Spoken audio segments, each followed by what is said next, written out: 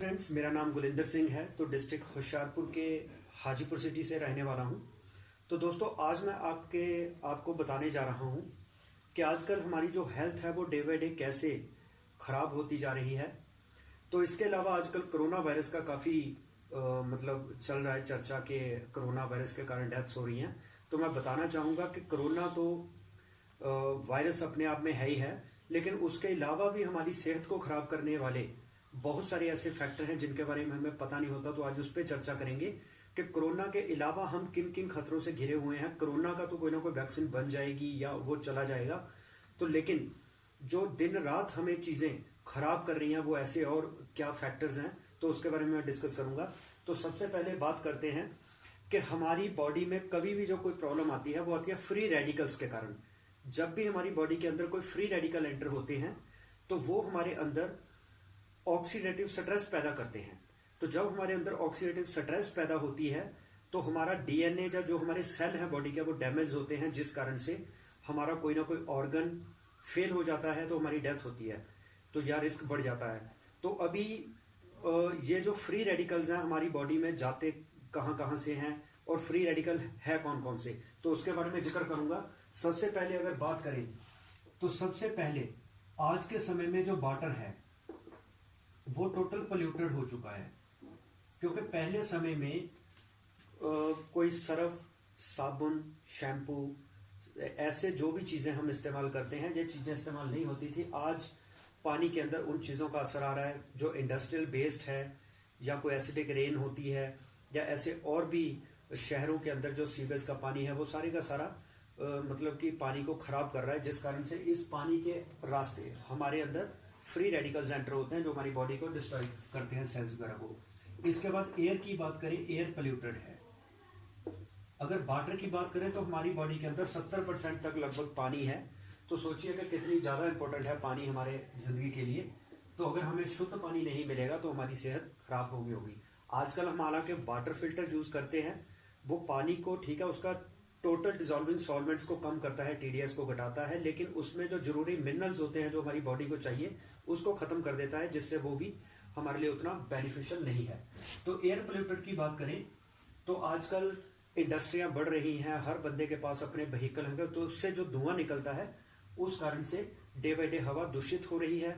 तो आजकल जो गाड़ियों के टेस्ट भी होते हैं तो वो बिना कोई टेस्टिंग के वैसे ही एक हमें रिपोर्ट निकाल के दे देते हैं कि आपकी गाड़ी का पोल्यूशन फ्री है ये, लेकिन होता क्या है कि वो एक्चुअल रिपोर्ट ना होने के कारण तो इस तरह भी हवा जो है अशुद्ध है, क्योंकि गाड़ियां और इंडस्ट्रियों से जो धुआं निकल रहा है वो सही नहीं है। तो अगर एयर की बात करें, एयर तो ऐसी चीज है, अगर हम जागते हैं, सोते हैं, दिन रात 24 घंटे हम हवा का इस्तेमाल करते हैं। पानी तो ठीक है हम बीच बीच में पीते हैं, तो लेकिन हवा तो हमें 24 घंटे चाहिए। तो आजकल एयर फिल्टर भी आ रहे हैं जिससे हम अपने आप को बचाते हैं, लेकिन जब हम घर से बाहर जाते हैं तब तो हमारे पास एयर फिल्टर नहीं होता, वो तो घर के कमरे के एक कमरे में होता है, यहाँ हमने सोना होता है। लेकिन उस कमरे के अंदर भी, उस पर मैं एक अलग से वीडियो बनाऊंगा, वो आप देखना कि एयर जो बाहर एयर है और जो कमरे के अंदर वाली एयर है उसमें क्या फर्क है, बैक्टीरिया कहाँ पे ज्यादा होता है, तो हमें एयर फिल्टर घर में क्यों लगाना चाहिए। तो फिलहाल यहाँ पे बात हो रही है कि आज एयर भी पोल्यूटेड हो चुकी है। तो अगर भोजन की बात करें, फूड, तो आजकल मार्केट में ज्यादातर मिलावट वाली और केमिकल बेस्ड चीजें मिल रही हैं। शॉर्टकट तरीके से सभी पैसा कमाना चाहते हैं, तो हमारी सेहत के साथ वहां भी खिलवाड़ किया जा रहा है। तो खेतों के अंदर जो यूरिया डाया कीटनाशक, मतलब इंसेक्टिसाइड, पेस्टिसाइड, हर्बिसाइड जो यूज होते हैं वो इतने खतरनाक हैं कि उनका असर हमारे अंदर जा रहा है। पशु जो वो चारा खाते हैं खेत के अंदर से, तो उनके दूध के अंदर वो असर आता है, वही हमारे अंदर आता है। तो इससे भी हमारी सेहत जो है वो डे बाय डे खराब हो रही है। इसके बाद है हमारा जो हम स्मोकिंग करते हैं, स्मोकिंग हो गई, ड्रिंकिंग होगी, तो इससे भी हमारे अंदर फ्री रेडिकल्स जाते हैं और हमारा जो ऑक्सीडेटिव स्ट्रेस वो बढ़ती है। तो इसके बाद आता है हमारा लाइफस्टाइल। लाइफस्टाइल में क्या है कि पहले समय में हम खेतों में काम करते थे, सुबह जल्दी उठते थे, सैर करते थे, कसरत करते थे, दौड़ लगाते थे। लेकिन आजकल के समय में हम रात को लेट सोते हैं, सुबह जल्दी उठते नहीं हैं और कोई कसरत वगैरह नहीं करते। आराम प्रस्त जिंदगी हो चुकी है। हम कपड़े भी धोते हैं तो वॉशिंग मशीन में, तो हम कोई पसीना नहीं बहाते, एसी के नीचे बैठे रहते हैं। उससे होता क्या है, हमारी बॉडी के जो टॉक्सिन है वो बाहर नहीं आ पाते, तो अनफिट हमारी बॉडी जो हो जाती है। तो ये भी एक कारण है। इसके अगला कारण क्या है कि ये 5 फैक्टर हो गए। तो इसके बाद आ जाता है रेडिएशन। रेडिएशन के साथ साथ एक और मैं बताता हूं, रेडी टू ईट फूड जिसको जंक फूड कहते हैं, जो चाइनीज फूड आ चुका है जिसमें बर्गर नूडल्स या वो, इसमें न्यूट्रिशन तो कोई नहीं होता, लेकिन हमारा लीवर और आंतों को इस भोजन को पचाने के लिए बहुत ज्यादा मेहनत करनी पड़ती है, जिससे हमारी आंतें और लीवर भी अफेक्टेड होते हैं, अंदर कोई ना कोई इन्फेक्शन पैदा होती है। तो ये भी फ्री रेडिकल पैदा करने वाला एक सोर्स है जंक फूड। तो इससे बॉडी को कोई ताकत नहीं मिलती, उल्टा नुकसान होता है। तो रेडिएशन की बात करें तो ये कोरोना से भी ज्यादा खतरनाक है, क्योंकि कोरोना तो जिस पे अटैक करेगा उसको ही मारेगा, लेकिन रेडिएशन की बात करें, हमारे पास चाहे मोबाइल फोन हो चाहे ना हो, लेकिन हम 24 घंटे रेडिएशन के साथ घिरे हुए हैं। तो आज हमें सबसे ज्यादा खतरा जो है वो रेडिएशन का है। तो रेडिएशन के कारण जितनी भी आपने देखा पक्षी वगैरह खत्म हो रहे हैं। तो आजकल हम किसी से हाथ मिलाते हैं तो करंट लगता है, किसी चीज को छूते हैं करंट लगता है, क्योंकि 5G आ चुका है। तो आगे आगे ये रेडिएशन का प्रभाव हमसे और बढ़ेगा। तो इसका मतलब ये सारे के सारे साइलेंट किलर हैं जो डे बाय डे हमें मार रहे हैं। तो ये कोरोना से भी ज्यादा खतरनाक है, क्योंकि कोरोना तो उसको होगा जिस पे अटैक करेगा, जो उसके संपर्क में आएगा, लेकिन ये चीजें तो डेली हम यूज कर रहे हैं, इसके संपर्क में तो लगातार हैं। तो अब इनका सोल्यूशन क्या है उसके बारे में मैं आपको बताऊंगा कि इनका सोल्यूशन क्या है।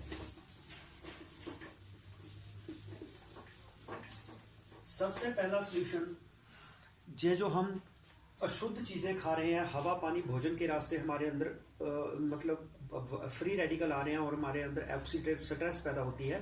तो उसके लिए तो हमें अपना घर के प्रोडक्ट जो हैं वो मार्केट से पक्के बिल पर लेने चाहिए, और केमिकल और मिलावट बेस्ड वो तभी नहीं माने जाएंगे जब आप पक्का बिल लेंगे। तो दिक्कत क्या है कि हम बाजार से पक्का बिल नहीं लेते, जिस कारण से उसमें डुप्लीकेसी के चांस होते हैं। तो अगर हम पक्के बिल पर कोई चीज लेते हैं तो उसके कहीं ना कहीं ओरिजिनलिटी के चांस हो जाते हैं, मिलावट के चांस खत्म हो जाते हैं। तो हमें पक्का बिल लेना चाहिए। दूसरी चीज कि हमें सप्लीमेंट्स का इस्तेमाल करना चाहिए। सप्लीमेंट क्या चीज होती है? ये कोई दवाई नहीं होती, और ये बीमार लोगों को नहीं खाने हैं। सप्लीमेंट तंदुरुस्त को इसलिए खाने हैं ताकि वो बीमार ना हो, बीमार को इसलिए खाने हैं कि वो तंदुरुस्त हो जाए। तो जो हमारे शरीर की कमियां हैं, क्योंकि हमारी बॉडी को क्या क्या चाहिए होता है, हम जो कुछ भी खाते हैं हमारे गर्दन के ऊपर के हिस्से को पता होता है, हमने चाय पी, दूध पिया, लस्सी पी, क्या पिया। लेकिन जैसे ही वो चीज गर्दन से नीचे जाती है तो उस समय हमारी बॉडी उसमें ढूंढती है न्यूट्रिशन। तो हमारा जो बॉडी के अंदर 63 खरब सेल हैं, तो वो सेल्स की नॉरिशमेंट कहां से होगी? उनको क्या चाहिए? उनको मिनरल्स चाहिए, सेल को विटामिन चाहिए, सेल को फाइटोन्यूट्रिएंट्स चाहिए, सेल को कार्बोहाइड्रेट चाहिए, सेल को प्रोटीन चाहिए, प्रोटीन को पचाने के लिए एंजाइम्स चाहिए, अमाइनो एसिड चाहिए। ऐसे और बहुत सारी चीजें हैं जो एक सेल की नॉरिशमेंट होती हैं। लेकिन जब हमें अपने जंक फूड से, जो हम भोजन खा रहे हैं उससे मिलता ही नहीं है, तो हमारा सेल हो जाता है कमजोर। तो जब हमारे बॉडी के सेल कमजोर हो जाते हैं तो इसका मतलब हमारी इम्यूनिटी कमजोर होगी। तो हमारा शरीर किसी भी बैक्टीरिया, वायरस और जर्म से लड़ नहीं पाता।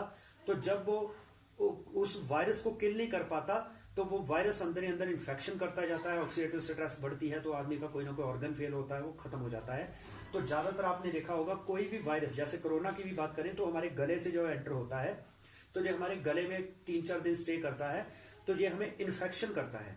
तो जैसे ही ये आगे अंदर एंटर करता है, जो विंड पाइप है, जो हमारी श्वास नली है, उसके अंदर जब इन्फेक्शन करता है। अब श्वास नली आपको पता है कि जब उसके अंदर इन्फेक्शन हो गया, बाहर को तो वो फैल नहीं सकती, क्योंकि अगर तो हमारे बॉडी के बाहर कोई ना कोई सोजिश हो, उसको तो फैलने के लिए जगह है, तो यहाँ पे उतना नुकसान नहीं होगा। लेकिन हमारी बॉडी के अंदर जो नाड़ियां हैं, क्योंकि ये बाहर को तो फैल नहीं सकती, ये अंदर को कंप्रेस होंगी। तो इसका होगा क्या?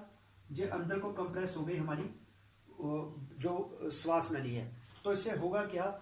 जो सांस हमारे फेफड़ों ने खींचनी है, हवा या छोड़नी है, उसमें रुकावट पैदा होगी, क्योंकि नाड़ी हमारी जो है वो कंप्रेस हो गई है। तो इससे होगा क्या? इस बंदे को वेंटिलेटर के ऊपर डालना पड़ेगा, तो मतलब बाहर से पंप करना पड़ेगा जोर से ऑक्सीजन को, फिर उसके फेफड़ों को ऑक्सीजन मिलेगी, फिर वो बच पाएगा, तो उसका ट्रीटमेंट चलेगा। अगर वो वेंटिलेटर पे नहीं है तो उसके मरने की संभावना है, क्योंकि उसकी नाड़ी जो है वो सोजिश के कारण, ऑक्सीडेटिव स्ट्रेस के कारण बंद हो चुकी है। तो इसलिए हमें, और दूसरी बात यह होती है कि बॉडी के बाहर की कोई भी कट जो है, जो जख्म है, वो जल्दी ठीक क्यों हो जाता है? क्योंकि यहाँ पे नमी की कमी होती है, क्योंकि बाहर हवा इसमें टच करती रहती है, जो जख्म सूख जाता है जल्दी, तो इन्फेक्शन होने के चांस कम होते हैं। लेकिन हमारी बॉडी के अंदर है पानी, तो वो जख्म गीला रहता है, तो उसके ठीक होने की संभावना बाहर वाले जख्म के मुकाबले कम होती है। तो इसीलिए हमें किसी भी तरीके से अपने शरीर के अंदर कभी भी कोई इन्फेक्शन नहीं होने देनी चाहिए। उस इन्फेक्शन से बचने के लिए सप्लीमेंट काम आते हैं। तो मैं कुछ सप्लीमेंट के नाम आपको बताता हूं, जिसमें करक्यूमिन, हल्दी जो है, इसको हमारे मतलब धार्मिक पुस्तकों में भी या हमारे कुछ आयुर्वेद की पुस्तकों में भी इसको एक दवाई के तौर पे माना जाता है। ये एक औषधि है, क्योंकि जो जख्म पे लगाते हैं उसको ठीक करती है। अगर हम इसको अंदर खाते हैं तो अंदर के जख्म ठीक करती है। तो हल्दी के अंदर होता है करक्यूमिन। तो हमारी कंपनी ने एक कैप्सूल बना दिए हैं हल्दी से, वो करक्यूमिन अलग से निकाल के, तो वो इन्फेक्शन से हमें बचाता है, किसी भी तरह के अंदर के जख्म को ठीक करता है। इसके अलावा हमारे पास स्पारुलिना है, सी बकथॉर्न है, नोनी है, आंवला है, एलोवेरा है, गैनोडर्मा है। तो इस तरह से बहुत सारे रेंज है सप्लीमेंट्स की। हर अलग अलग बीमारी के लिए अलग अलग सप्लीमेंट्स काम करते हैं, क्योंकि अलग अलग इंग्रेडिएंट्स होते हैं। तो आप अपने आप को ऑक्सीडेटिव स्ट्रेस से बचाने के लिए सप्लीमेंट इस्तेमाल करिए। कौन सी बीमारी में कौन से सप्लीमेंट लेने हैं, अगर आप बीमार नहीं भी हैं तब भी लेने हैं, ताकि हमारा सेल को नरिशमेंट मिलती रहे। तो इसके अलावा ये तो हो गया एक चीज कि हमारी ऑक्सीडेटिव स्ट्रेस, जो हमारे अंदर वायरस गया हवा पानी भोजन के रास्ते, तो हम उससे बच सकते हैं। लेकिन जो रेडिएशन साइलेंट किलर हमारे ऊपर अटैक कर रही है, तो उस रेडिएशन से कैसे बचेंगे, तो उसके लिए मैं आपको एक नई वीडियो बनाऊंगा, तो आप उसको देखना। तो आज फिलहाल मैं आपके साथ यही डिस्कस करूंगा कि हम अपने शुद्ध पानी, हवा और भोजन से जो हमारे ऊपर इफेक्ट हो रहा है, जो जंक फूड से हमें न्यूट्रिशन नहीं मिल पाता, वो हमें सप्लीमेंट से मिलता है। तो हमें सप्लीमेंट्स का इस्तेमाल इसलिए करना चाहिए ताकि फ्री रेडिकल्स हमारी बॉडी में अगर एंटर किए भी हैं तो वो ऑक्सीडेटिव स्ट्रेस ना बना पाए, एंटीऑक्सीडेंट उनको खत्म कर दें, वायरस को किल कर दें।